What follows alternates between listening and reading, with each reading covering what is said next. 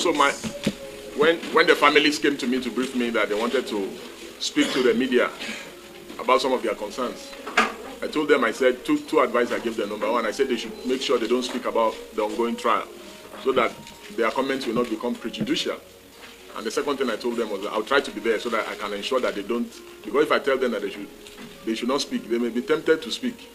So the second thing I said, I'll try to be there so that I make sure that they don't make comments that are prejudicial. But having said that, my own appeal goes directly to the President and Commander-in-Chief of the Armed Forces, President Bola Ahmed Tinubu, that as the leader of the nation and the father of the nation, that he has the responsibility to ensure that no citizen of the country is put beneath the law or above the law. That his job is to ensure that the right thing is done at all times. And the families here today have raised sincere concerns. And that this is not a military regime, this is a democratic regime. It's a democratic and constitutional government. That we must ensure that the rule of law is always respected at all times and ensure that citizens are treated properly. That even when citizens have been convicted of a crime, they've been convicted by a court of contempt jurisdiction to have committed a crime, that the apex court in the land said they still have rights. And the locus classicus case of Bello and the state, easily comes to mind, where someone had been convicted to be sentenced to death, and he had a pending appeal. But the Oyo State government proceeded to execute him when there was a subsisting and pending appeal. And the apex court said that it is wrong, that even a condemned criminal still has rights. How much more people who are presumed to be innocent? Come on, let's show these citizens some rights and respect, that they still have some rights as citizens. They are still presumed to be innocent under the law. That issues that the family has raised that Mr. President should direct, that the detaining authorities should look into these issues. That these people, that they are citizens of this country, they have served this country, some of them are still serving the country, that they deserve to ensure that their rights are respected. This is the irreducible minimum that we're appealing to the President and asking the President for. It shouldn't be too much for the family to ask. So it's in line with that we make this appeal to the President and the detaining authority, that the detaining authority should ensure that the rights of these people are respected, and that their health, the family has alleged that many of them have health issues. They should allow them to attend to proper medical doctors to attend to them. Understand? And the family should even be accorded the opportunity of providing medical doctors if it will assuage their feelings and it will encourage them to have faith in the system. That if the family do not have faith in the system, and they will inadvertently also not have faith in the country, that citizens need to have faith in the country, so that we do not have many more people, not believing in the country or believing that there is justice or there's equity or there's fairness or the rule of law is observed in the country. So nobody is saying that whether the defendants are innocent or they are guilty. We are just saying that they should be treated like human beings.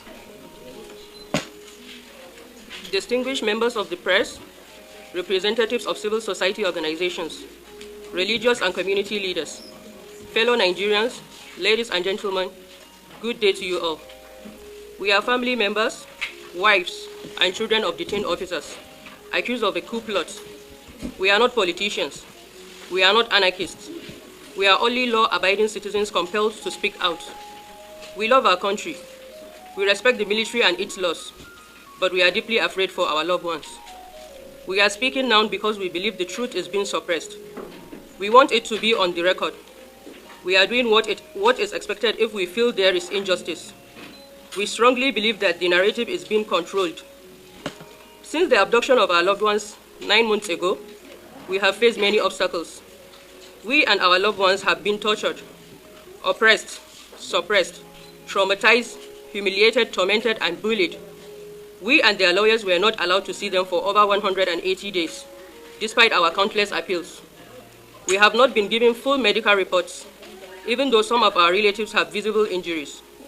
Many are losing their eyesight and having lung issues due to their long stay in underground facilities, due to lack of proper ventilation. Our loved ones were refused legal or family representatives despite repeated pressure to have them present during statement taking. They are being legged and hand-chained in court-martial in an open desecration of their human rights and dignity. These are officers who are being humiliated so brazenly and openly that one can only imagine what happens behind the scenes. We are not here to say our relatives are innocent of every charge. That is for the court to decide. But we are saying that the process has not been fair and open, and yet you want the family and public to accept it. Our simple questions. If the facts are true, why were no lawyers or family members present? If they were being treated well, why were we not allowed to visit them? If the trial is just, why is it held behind closed doors? We waited 200 days to see them. What happened in those days? We are not asking for special treatment. We are asking for transparency. Our request, we call on the military authorities to allow international human rights observers to attend the trial, make the court proceedings open to the public and the media, allow independent medical doctors to examine our relatives. We also call on the international community to watch this case closely. We are not asking for interference in our country's affairs. We are asking for the world to witness that justice is done, not just in the verdict, but in how the trial is conducted. Final words. Our families are suffering. We cannot sleep. We cannot eat. We watch our children cry for their fathers. We have already lost so much. We believe in the rule of law. We are waiting for the authorities to prove that they believe in it too. The military should show irrefutable evidence. If there is nothing to hide, they should show everything. They should present all the facts, not half or selected ones. We will continue to speak peacefully and lawfully. To every journalist watching, we have documents, we have photographs, we have witnesses. We are ready to share everything. The question is, are you ready to report the truth? Thank you, and may God bless the Federal Republic of Nigeria. Okay, I said we believe it's a democratic era. So there are, and this particular issue, it's something that affects the Federal Republic of Nigeria. It is not just an offense against the military. So there is every need for the public to be aware of what is going on. And besides, the military have also been sending some narrative via some media houses, which are not actually the facts or the things that are ongoing. While they refuse us, the family members, they refuse to show the actual things, but there are some controlled medias and propagandas that have been sent. So, and that is why we are asking that we allow the media to be present. Our presence. Okay. My name is Mrs. Aisha Usman, and I would like to say, I think if the military has done the right thing or they've taken the right step right from the beginning, we wouldn't have been here.